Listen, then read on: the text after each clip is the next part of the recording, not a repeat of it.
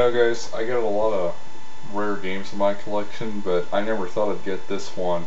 And it's not like it's phenomenally rare, but it's still pretty hard to come by, and on eBay it's pretty expensive. It can cost from like $25 to like a lot more, like 50, I think. Anyways, I went to Another Castle Video Games yesterday, and I picked up this game for only $10, okay? If that's not a steal, I don't know what is. You know, this is they have the best deals. Now, the top here, it's kind of screwed up, but I don't really care as long as I have the game. That's pretty cool. Now, a lot of people seem to hate this game. I actually personally like it, but it does have some issues, and we're going to take a look at these. So let's get started. Oh, but first, let me tell you guys, it was developed by Spidersoft, and it was published, of course, by Sony ImageSoft. So let's check it out. Also, in the description, I'm going to put a link to filmnstuff's review of this game. You should really watch that because he does a shit better job than I do. I mean, he's like I said, he's my favorite game reviewer on YouTube. But anyways, well, it's cool to actually use music from the movie. How do I know it's from the movie? Well, I was able to look at the intro clip on YouTube. Unfortunately, I've never been able to find this on VHS or anything, though I never really looked online, so... Anyways, I heard that this game is actually does a really good job of being based on the movie. I don't know if that's true, but yeah.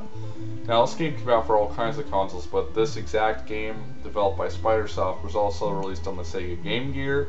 It was released on Game Boy, and there's also an Amiga version. So anyways, let's skip these cutscenes here. They actually don't look too bad. I mean, for a 90s game, it's pretty good. Now the graphics here, they could be better, but they're okay. Graphics don't make the game. So besides, if the game really is based on the movie, then what difference does it make? I mean, now granted, your guy doesn't look like Sylvester Stallone, but still, I mean, like I said, I don't care about the graphics. Actually, the Game Gear version probably has the best graphics, I'm sorry, the Amiga version. But the Game Gear is probably in second place. Anyways, what you could do is you could actually use some of your money to gain some health. Unfortunately, you only do it once. We got this wolf coming at me, and I got some bird. I don't know how birds are deadly, but apparently they are. So you get these boots, and this is where shit really starts to hit the fan. So in order to run, you have to get some momentum, hold up, and then press right. And let's see if I can make this jump. You can grab onto that rope, but I've never been able to do it. So I mean, I know you're able to, but I just have never really been able to grab a hold of it. So yeah. Anyways, so I beat the first level, and oh god, I mean, they put you in trouble already. See, that bird was right there just waiting to kill me. Let's talk about the sound. Now, it might not sound like the best thing ever, but actually, the music's pretty interesting, because apparently, like the Game Boy version, Game Gear version, NES version, they all have the same exact staff members except the composers. Mark Cooksey, you might know him for his Amiga music like Ghosts and Goblins, I think, is one, and Mighty Bomb Jack, and Airwolf for the Commodore 64. He actually did the NES version of this game, and Dave Lowe did the Game Gear version, and the Game Boy version was by Martin Walker. So pretty interesting stuff there.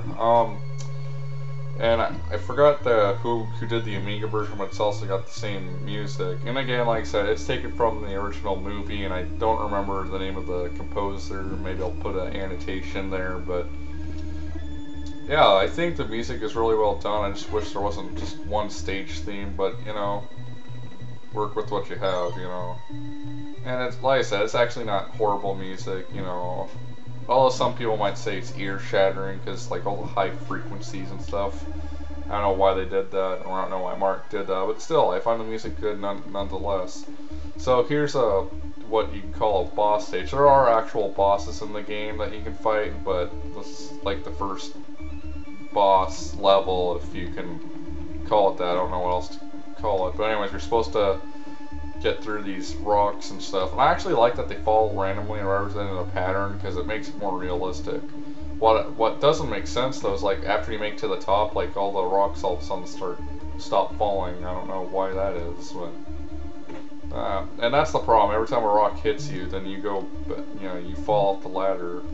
Health isn't a huge issue in the game, but I mean, if you're not careful, of course you're gonna die. The difficulty in this game is actually good. I mean, you're gonna die a lot, but this game's actually hard for the right reasons, not because of horrible control and I just went the wrong way. Shit. Oh god, hopefully I can make it. Okay, so now what I gotta do is just jump. Yeah, you have to do one of those running jumps. And also, there's jumps like that I did the first level where you have to jump literally not a pixel off or you will die. I hate jumps like that. Seriously, I don't know why to do that. And I think that picture of what's his name? It's not Quaid, is it? Quaylen or whatever. Yeah, Quaylen. I think that looks pretty good. Help us find it or you'll be sorry. And again, I've never watched the movie because I've never been able to find it, but like I said, I've heard that it's actually based on the movie. I don't know. Also, I forgot to mention that David Jaff actually tested this game. Yeah, the guy who created Twisted Metal. I don't know, I'm surprised too, but his name's right there in the credits. So anyways, I would give Cliffhanger a 4 out of 5. I know, you're probably like, 4 out of 5? What the hell are you talking about?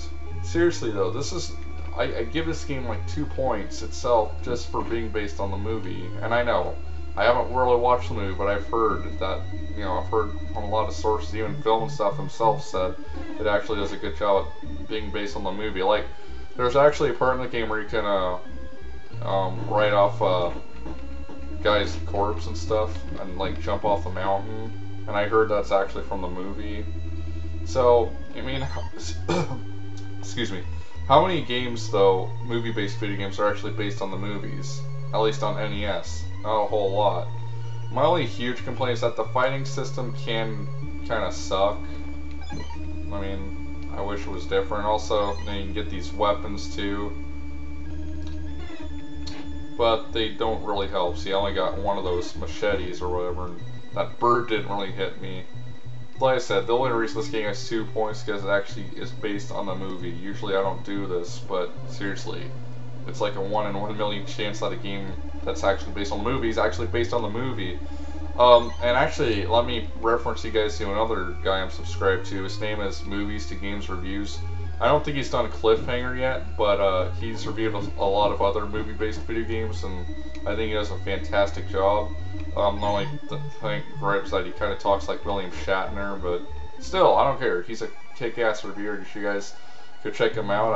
I'll put a link to the description so you guys can take a look at his page. He's got like a crap load of reviews up, and if he's watching, dude, keep up the great work, because I really appreciate it. And, oh god, I think I trapped myself. Come on, kick your ass. But again, so like if you have a turbo button, you can actually usually defeat these guys no problem, regardless whether you have a weapon or not. And also, apparently, the final battle, I'm not going to spoil it for you, but it's actually pretty good. I think filmnstuff shows it in his videos, just be warned.